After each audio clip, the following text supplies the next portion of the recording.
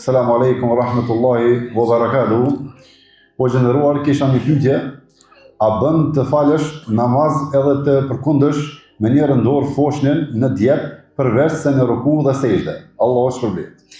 Aleikum assalam wa rahmetullahi wa barakatuhu. Bën bile edhe të kanë ruku edhe të kanë sejdë. Për shkak të hadithit të saktë që pejgamberi sallallahu alaihi wasallam kur ka ardhur te shtëpia vet, Aisha kon të fal afër derës edhe ka qel derën, duke qenë namaz. Në transmetime të tjera të sakta, pejgamberi sallallahu alaihi wasallam kur u fal, u kon Aisha përpara flet, se shtëpia e pejgamberit sallallahu alaihi wasallam dhoma, më thonë se ka pas çto kushte, u kon e ngushtë. Kur u kon të flet, dy vetë s'ka pas vend më fal. Për ta për neve, Allah subhanahu wa taala fal gjithë këtë hapsinë e kena edhe falme, ata çet hapsinë vogël që kanë pas e kanë shfrytzuar me namaz. Pejgamberi sa tu fal, Aisha përpara.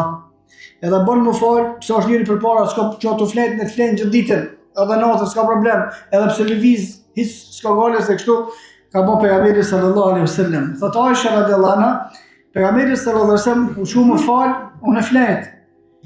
Derisa u kon pejgamberi sa kom, unë kam shtrit komt. Kur do ka rënë sejdë pejgamberi sa i kom bërë komt me alshu venen pejgamberi sa me ra. Në transmetime të tjera pejgamberi sa e ka shtyë, ka lëviz. Domethënë të gjitha këto japin më kuptuese. Nona, po edhe baba s'ka asnjë farë problemi, nëse duhet me përkun fëmijën gjatë namazit s'ka problem. Edhe gjatë sejdës me mojt dorën të lëviz, apo s'ka problem. Edhe gjatë rukus, apo s'ka problem.